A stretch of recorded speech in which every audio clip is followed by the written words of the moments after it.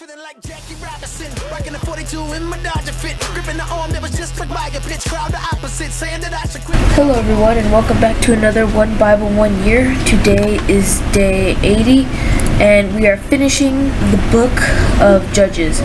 Today we're reading Judges 19, 20, and 21. So let's get started. Chapter 19. Now in those days Israel had no king. There was a man from the tribe of Levi living in a remote area of the hill country of Ephraim. One day he brought home a woman from Bethlehem in Judah to be his concubine, but she became angry with him and returned to her father's home in Bethlehem. After about 4 months, her husband set out for Bethlehem to speak personally to her and persuade her to come back. He took with him a servant and a pair of donkeys. When he arrived at her father's house, her father saw him and welcomed him. Her father urged him to stay a while, so he stayed 3 days, eating, drinking, and sleeping there.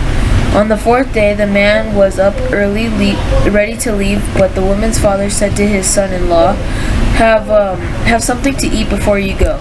So the two men sat down together and had something to eat and drink.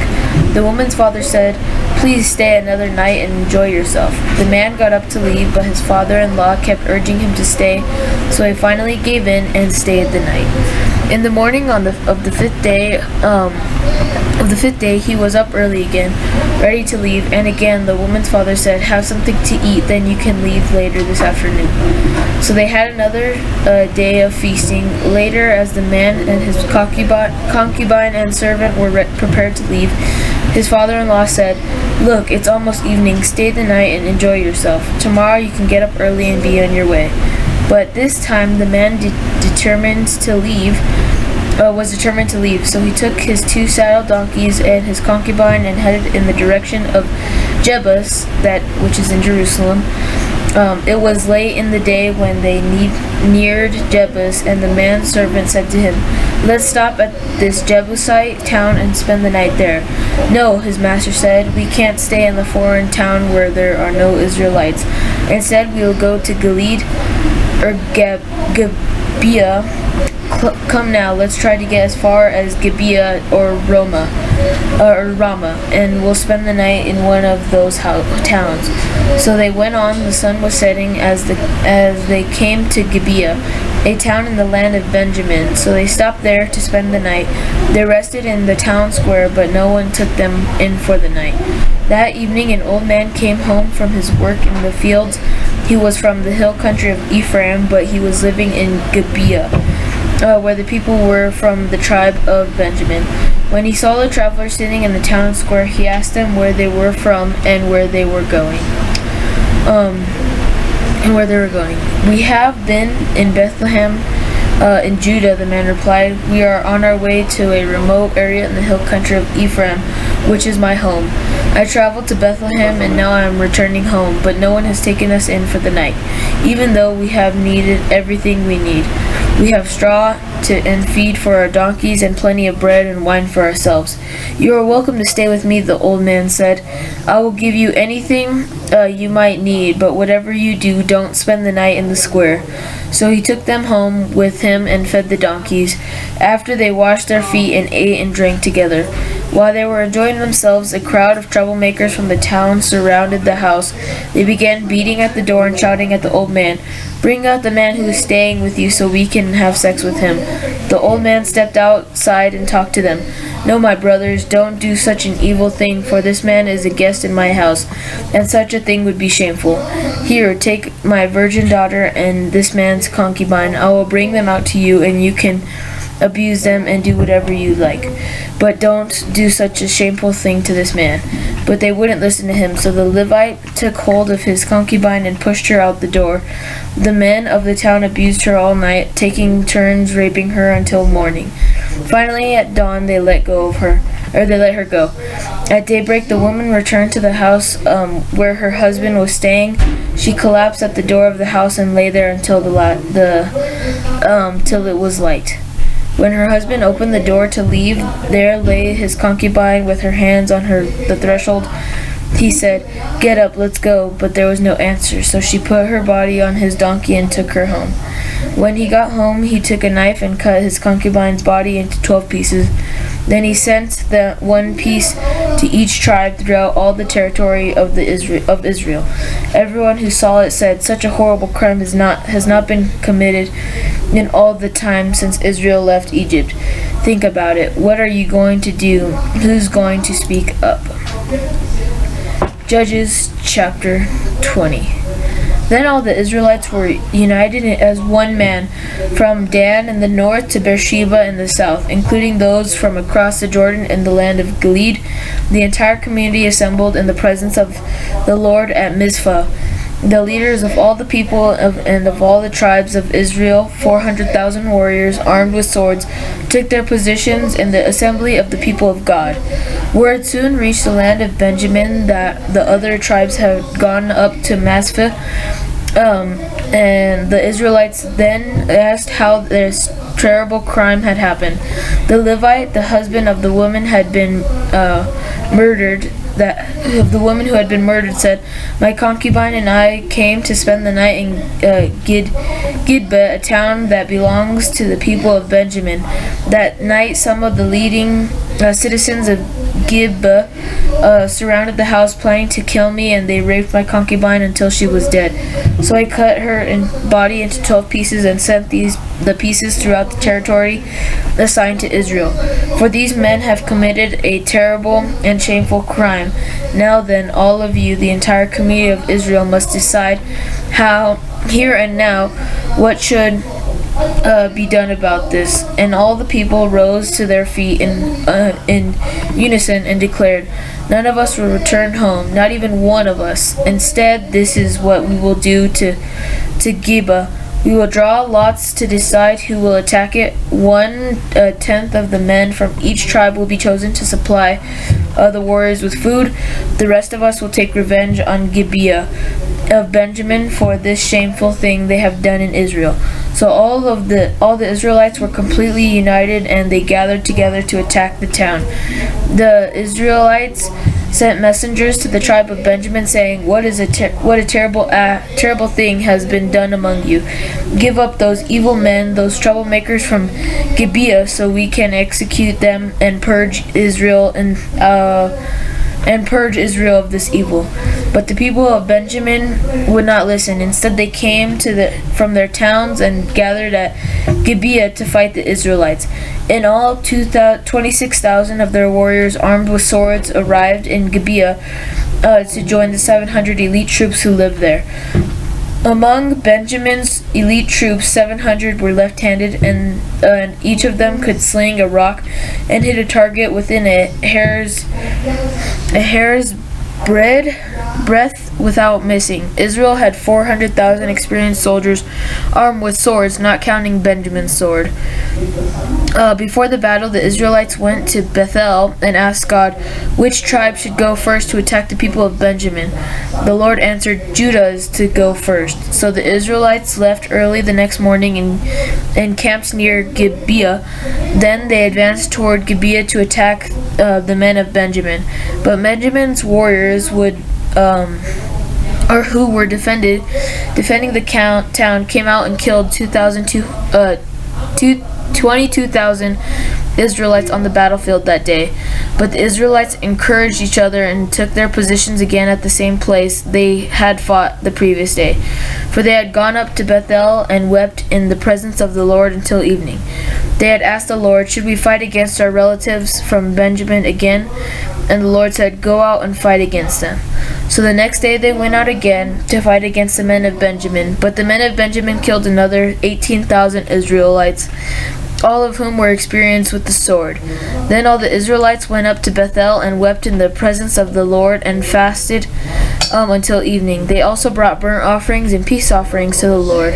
The Israelites went up seeking direction from the Lord. In those days the Ark of the Covenant of God was in Bethel, and Phinehas, son of Eleazar and grandson of Aaron, was the priest.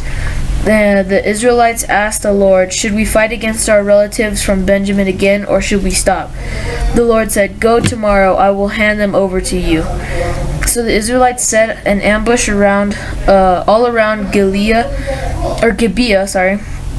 They went out on the third day and took their positions at the same place as before.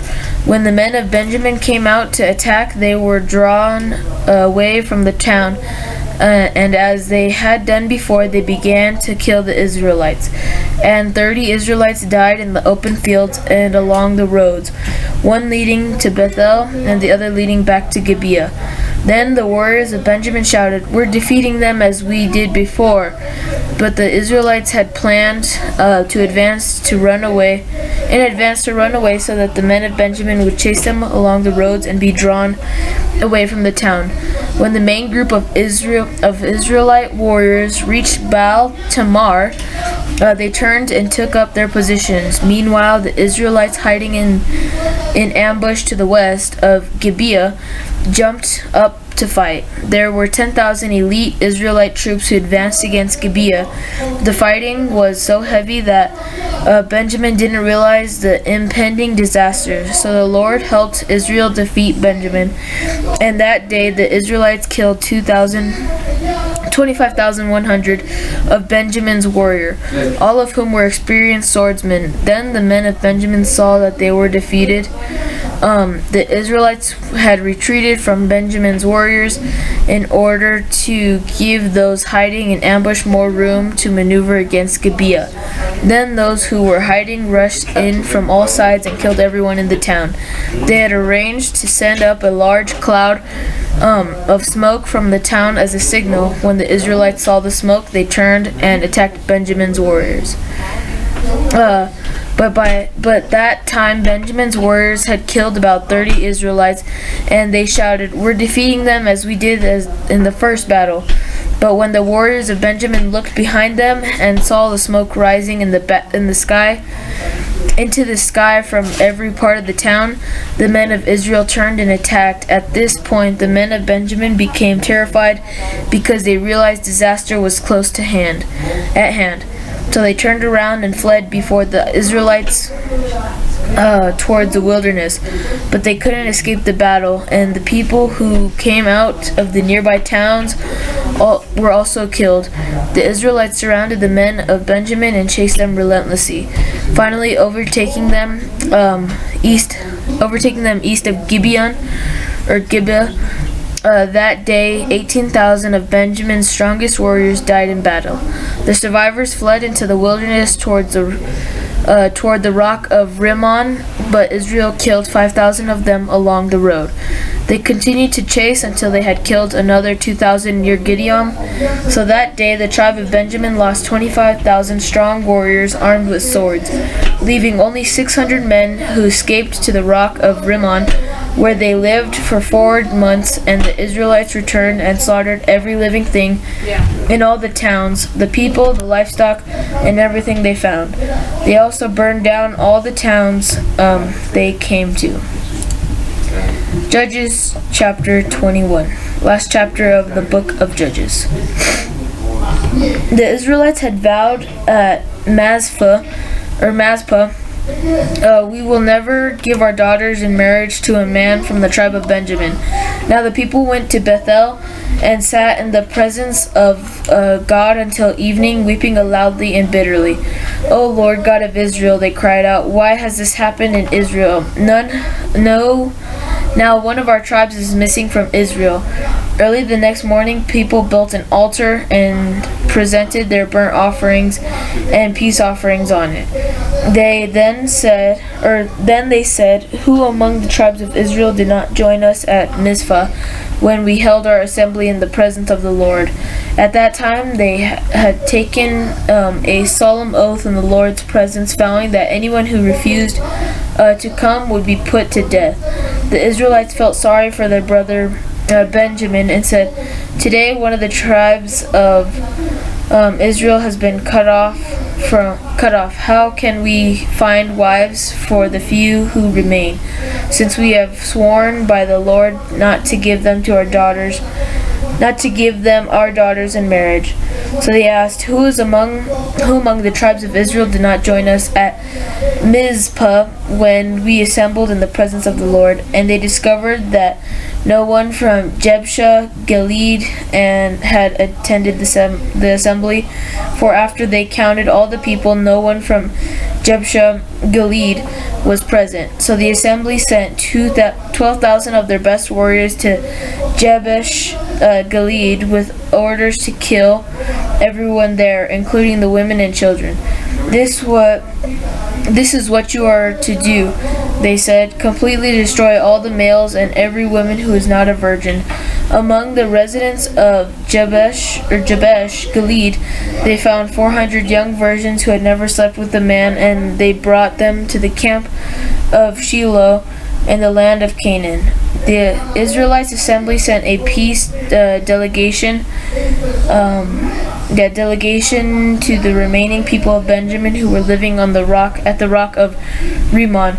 Then the men of Benjamin returned to their homes, and the 400 women of Jabesh Gilead who had been spared were given to them as wives. But there were not enough women for all of them. The people felt sorry for Benjamin because the Lord had made this gap among the tribes of Israel. So the elders of the assembly asked, how can we find wives for the few who remain? Since the women of the tribe of Benjamin are dead, there must be heirs for the survivors so that an entire tribe of Israel is not wiped out. But we cannot give them our own daughters in marriage because we have sworn with a solemn oath that anyone who does this will fall under God's curse. Then they thought of the annual festival of the Lord held in Shiloh, south of Lebonah and north of Bethel, along the east side of the road that goes from Bethel to Shechem.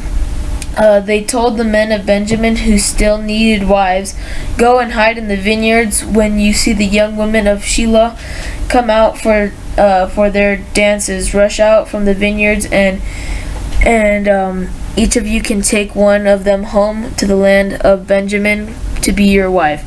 And when their fathers and brothers come to us in protest, we will tell them, please be sympathetic, let them have your daughters, for we didn't find wives for all of them when we destroyed Jabesh Gilead, and you are not guilty of breaking the vow, since you did not actually give your daughters to them in marriage. So the men of Benjamin did as they were told. Each man caught one of the women as she danced in the celebration and carried her off to be his wife. They returned to their own land, and they rebuilt their towns and lived in them. Then the people of Israel departed by tribes and families, and they returned to their own homes. In those days Israel had no king. All the people did whatever seemed right in their own eyes. Okay guys, so that's it for today. Hope you enjoyed. Sorry for no Bible study, but I didn't really have too much time for this one. Sorry. Hope you enjoyed. Comment, like, subscribe, and I will see you guys all tomorrow. Bye. Jackie Robinson, rocking the 42 in my Dodger fit, gripping the arm that was just struck by a pitch. Crowd the opposite, saying that I should quit.